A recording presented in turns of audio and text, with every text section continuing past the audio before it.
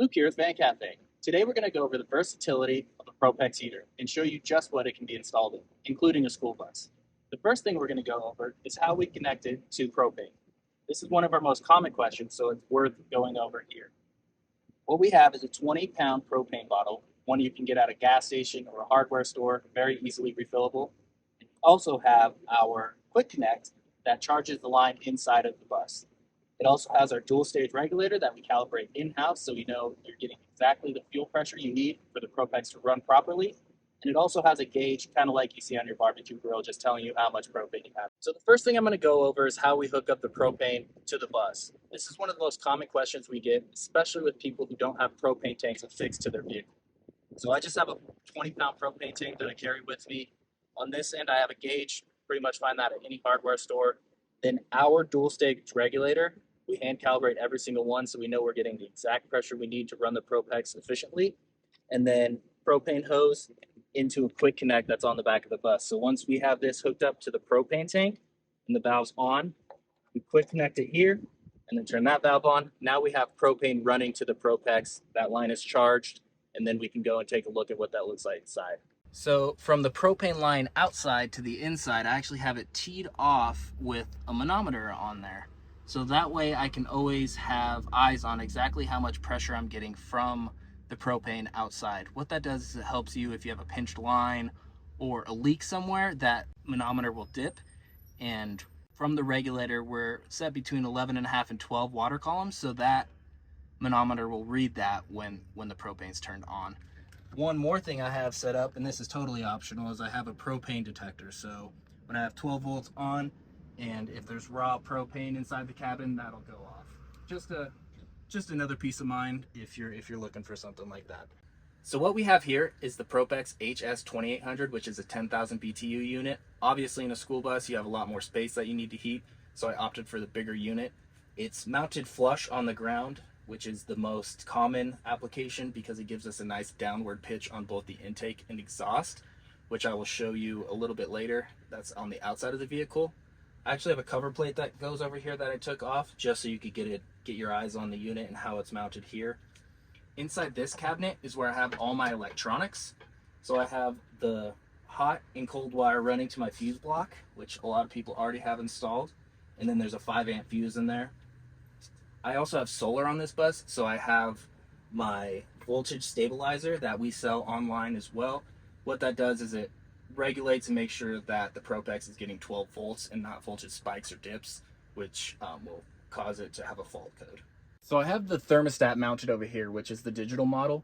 You don't want it mounted really close to the heater because whatever output the heater is giving, your thermostat is actually going to pick up on that, so it's going to think the cabin is hotter than it really is. There's actually a thermostat right here. So you set your thermostat to whatever temperature you want. Once it reaches that temperature, the heater will idle and then turn off. And then once it drops 3 degrees, it's going to turn back on and start heating the space again. So you don't want this mounted very close to the heater, just so that your cabin isn't tricking itself into turning off prematurely. The last thing I want to show you is how I have the mounted exhaust and intake, which is one of the things that people also have challenges with because it's a little harder to find a perfect mounting spot for them. But I'll take you outside and we'll look at exactly how I have mine mounted. So I had the luxury of having big open cavities underneath the vehicle. So what I did is I actually went through the side of the wall. Right now I have them both capped because it's summertime and I'm not using the heater, so I don't want any creatures or bugs to crawl up into the heater. That's another thing that has given some people issues. But right here I have my intake, so it's pulling in fresh air from the outside. And then over here I have my exhaust. Now, one of the biggest things with exhaust, it needs to be mounted so it's on the outside of the vehicle. That way, when your exhaust rises, it goes into the air and not channeling underneath your vehicle, because it will detect that and it'll throw a fault code. So it's really important to make sure that at least your exhaust is on the outside of your vehicle going out into the open air. Now underneath, I'll show you the exact pitch I have here and kind of how I have them maneuvered to make this happen. So right here is the intake and exhaust port coming out of the bottom of your vehicle. It comes with a template, so you're able to drill your holes perfectly. Right here I have my exhaust pipe with high temp silicone. I think that's rated to 1,000 degrees. And then on my intake, doesn't get hot, so I just have some spray foam in there just to make sure nothing gets in. For my exhaust, I have it routed at a nice downward pitch all the way to the outside, like we saw earlier on the outside of the vehicle. Now here I have it attached with Adele clamps that are stainless steel, and they're only touching the frame rail, so nothing's going to get hot. If you are attaching it to somewhere that will melt or start burning, you're going to want to buy our exhaust heat sleeve. We saw that online, and that'll just go right over your exhaust pipe and help it disperse the heat. The intake is far more forgiving. It doesn't get hot at all. I just have that routed around the other side. I have a battery box here, so I can't really show you, but that's at a downward pitch as well, just like you saw on the outside of the vehicle. This is by far the most ideal way to mount it. And one thing to keep in mind, you cannot shorten this exhaust and you cannot shorten this intake. They must stay 1 meter long. So don't go cutting them or lengthening them.